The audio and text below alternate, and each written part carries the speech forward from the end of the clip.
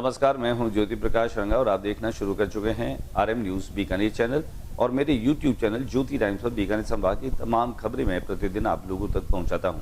आपने अगर मेरा यूट्यूब चैनल ज्योति टाइम्स अभी तक सब्सक्राइब नहीं किया है तो पहले आप इसको सब्सक्राइब करें और फिर आगे बढ़ें कि आज बीकानेर में दिन भर क्या रहा, खास डालते हैं एक नजर। रोडवेज परिसर में रिटायर्ड एसोसिएशन के द्वारा महान क्रांतिकारियों भगत सिंह, राजगुरु और सुखदेव को भावभीनी श्रद्धांजलि दी गई। चौधरी भीमसेन बाल उद्यान में शहीद दिवस के अवसर पर महान क्रांतिकारी भगत सिंह, सुखदेव और राजगुरु को पुष्पांजलि अर्पित कर याद किया। बीकानेर से डूंगरगढ़ से बड़ी खबर, एसटी शीटर के द्वारा ग्रामीणों को धमकाना पड़ा महंगा। ग्रामीणों ने एसटी शीटर का पीछा कर गांव के बाहर। दलितों से मारपीट और अपशब्द का मामला, हुई दलित युवक बीकानेर में टंकी पर चढ़े आरोपियों की गिरफ्तारी की मांग।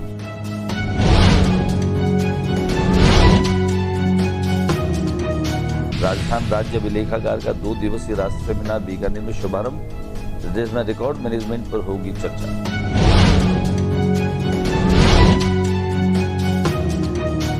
10वीं का रिजल्ट आएगा मंगलवार को, पहली बार मार्च में नतीजे होंगे जारी।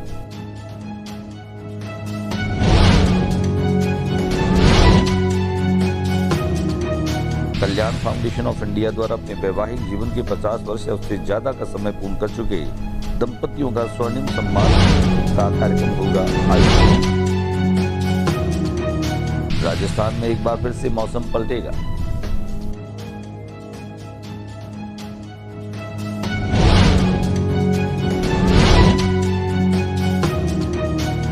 एकलव्य अकादमी में तीरंदाजी के नए सत्र का हुआ शुभारंभ।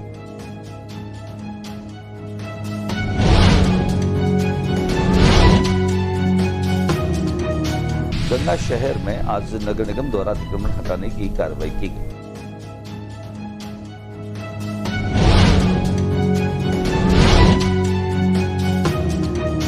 और मनसा पूर्ण गवर जमाता के कान में कह करके और महिलाओं ने मांगी अपनी मन्नत।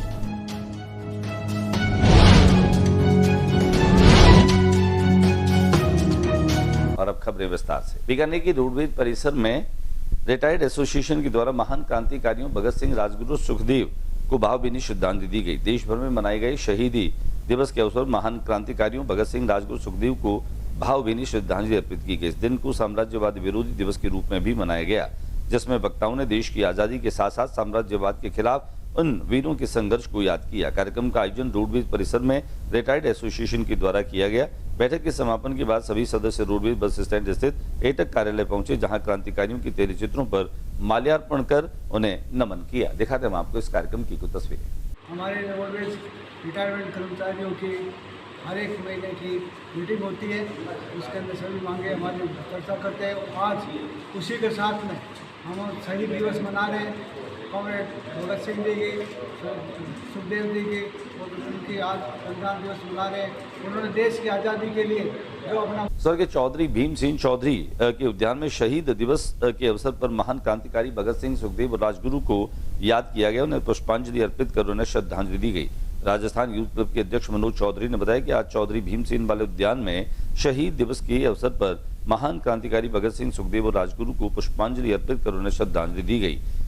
अपने प्रमुख संबोधन और श्रद्धा सुमन अर्पित करते हुए वीरेंद्र बेनीवाल ने कहा कि स्वतंत्रता संग्राम में इन वीरों की देशभक्ति और योगदान को याद करना शब्दों से भी परे है। भगत सिंह, राजगुरु, सुखदेव के बलिदान को राष्ट्र हमेशा नमन करेगा। दिखाते हैं आपको इस कार्यक्रम की कुछ झलकियां। जब तक सूरज चांद रहेगा, शहीदों का नाम रहेगा, और आकाश रहेगा, शहीदों का नाम रहेगा।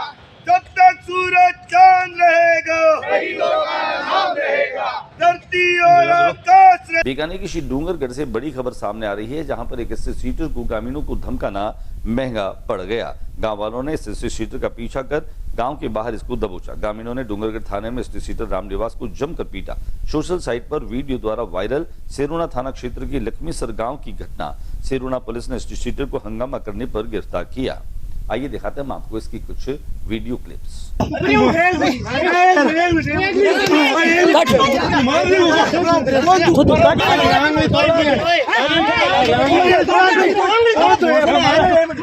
दलितों से मारपीट करने और अपशब्द कहने का मामला भी संज्ञान में आया है, जहां दलित युवक बीकानेर में टंकी पर चढ़े आरोपियों को गिरफ्तार की मांग करने की लगातार जो है वो मांग कर रहे हैं। व्यास कॉलोनी थाना क्षेत्र में 2 व्यक्तियों की पानी टंकी पर चढ़ने के मामले में पुलिस के सकारात्मक आश्वासन व समझाइश के बाद एक व्यक्ति टंकी से नीचे उतर गया। हालांकि दूसरा व्यक्ति अभी तक टंकी पर ही है। ये जानकारी युवा नेता मगना राम कड़ीली ने हमारे अब तक न्यूज को दी। उन्होंने बताया कि पुलिस ने आश्वासन दिया कि जल्द ही आरोपियों को गिरफ्तार किया जाएगा। अब देखने वाली बात यह है कि टंकी पर चढ़ा दूसरा व्यक्ति नीचे कब आता है। दिखाते हैं आपको ये तस्वीर। राजस्थान राज्य अभिलेखागार का 2 दिवसीय सेमिनार जो है वह प्रारंभ हुआ।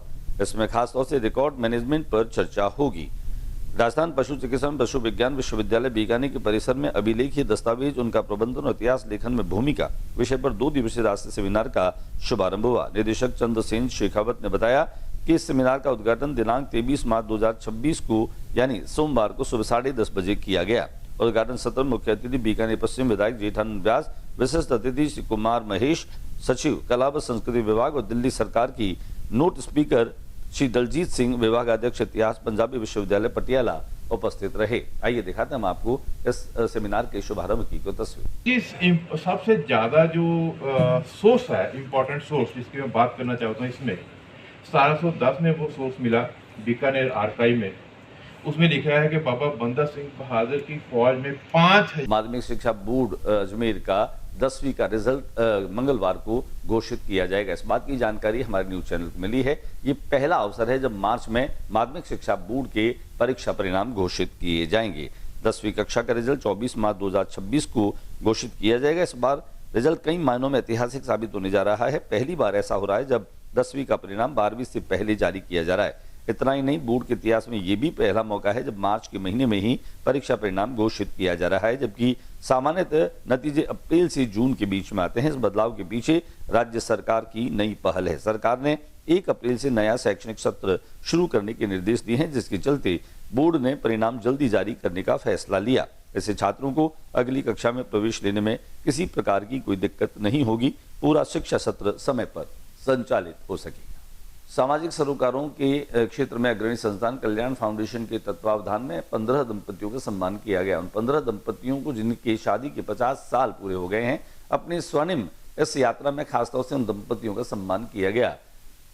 कामिनी विमल भोजक मैया की अनुसार ये हमारी परंपरा जो है वह श्रेष्ठ परंपरा है और अग्रजों को इस तरह का सम्मान देना एक तरह से हमारी नई पीढ़ी को प्रेरित करने जैसा है। आइए दिखाते हैं हम आपको इस सम्मान समारोह की कुछ झलकियां। राजस्थान में एक बार फिर से मौसम के पलटने की भविष्यवाणी मौसम विभाग के द्वारा की गई है। पिछले दिनों में पश्चिमी विक्षोभ के कारण से मौसम में हल्की ठंडक और बारिश के चलते तापमान में काफी गिरावट देखने को मिल रही थी। विभाग की माने तो राजस्थान में 25-26 मार्च को मौसम एक बार फिर से बदल जाएगा। मौसम विभाग के अनुसार नए पश्चिमी विक्षोभ के सक्रिय होने से 25-26 मार्च को राजस्थान के विभिन्न इलाकों में बारिश होने की संभावना है। 26 मार्च को पूर्वी राजस्थान में मेघ गर्जन के साथ कहीं हल्की बारिश तो कहीं बूंदाबांदी की संभावना है। तब तक प्रदेश के ज्यादातर हिस्सों में मौसम शुष्क रहे। बीकानेर में तीरंदाजी की खान कहे जाने वाले एकेडमी एकलव्य तीरंदाजी एकेडमी का नया सत्र प्रारंभ हो चुका है। खेलों के क्षेत्र में लगातार उत्कृष्ट कार्य करने वाली एकलव्य तीरंदाजी एकेडमी के द्वारा आज नए प्रशिक्षण सत्र की औपचारिक शुरुआत उत्साह और ऊर्जा के साथ में की गई। परीक्षाओं के उपरांत धन्य खिलाड़ियों की मैदान में वापसी से पूरे वातावरण को जीवंत बना दिया।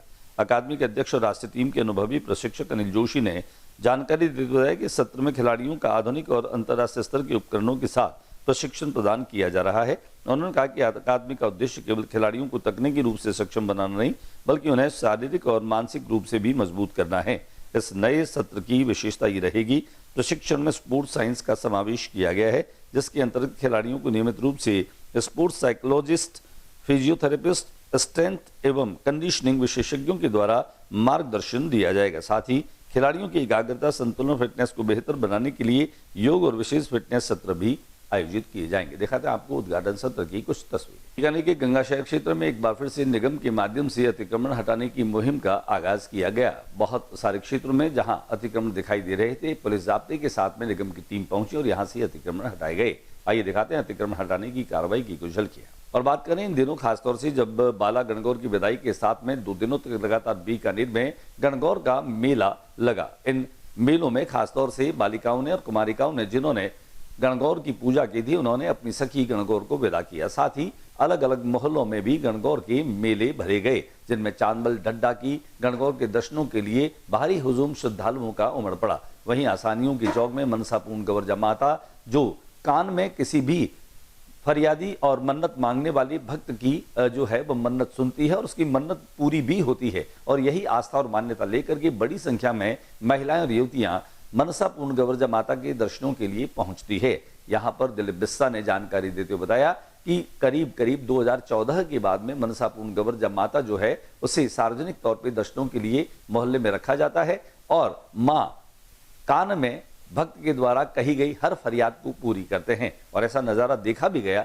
जब बड़ी संख्या में महिलाओं और युवतियों ने मां के कान में फुसफुसा करके कुछ कहा और बड़ी आस्था और विश्वास के साथ में ये मन्नत मांगी गई। हालांकि उन्होंने ये भी दावा किया कि जो सूनी गोद होती है उस गोद को भरने के लिए मां जो है वह काफी विख्यात मानी जाती है। उन्होंने अपने घर का भी उदाहरण दिया। इसके अलावा उन्होंने कहा कि आज की तारीख में पिछले साल जिन महिलाओं ने पुत्र मांगा था या संतान मांगी थी उन्हें पुत्र की और संतान की प्राप्ति हुई। ऐसे करीब 27 बच्चे जो हैं वो आज दर्शनों के लिए मां के समक्ष पहुंचे और उनका आशीर्वाद लिया। दिखाते हैं आपको पूरा नजारा, जहां घूमर के माध्यम से छोटे छोटे बच्चे बच्चियां नाच रहे थे, महिलाएं युवतियां नाच रही थी। तो कतार बना करके महिलाएं जो हैं वो मां मनसा पूर्णा गवर्जा को अपनी मन्नत मांग रही थी।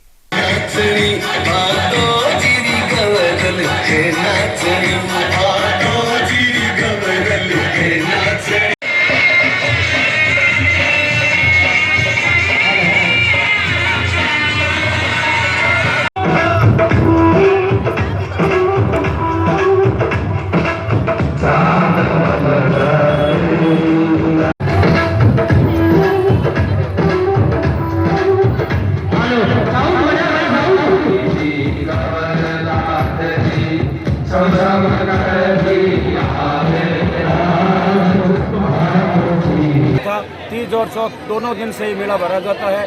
सन 2014 से ये मेला लगातार चलता रहा है। मां मनसा पूर्ण सबकी मनोकामना पूर्ण करती है, इसलिए इनका नाम मां मनसा पूर्ण है। अच्छा, 2014 से ही क्यों? उससे पहले क्यों नहीं था ये? इससे पहले भगवती कभी हम निकालते नहीं थे।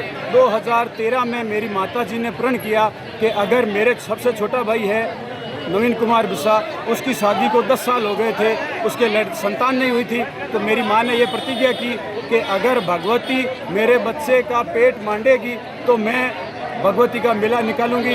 और माँ की कृपा से 2014 में बींदनी की संभावना बनी बच्चा होने की, तो हमने उसी साल माँ के कहे अनुसार मेला निकालना शुरू किया।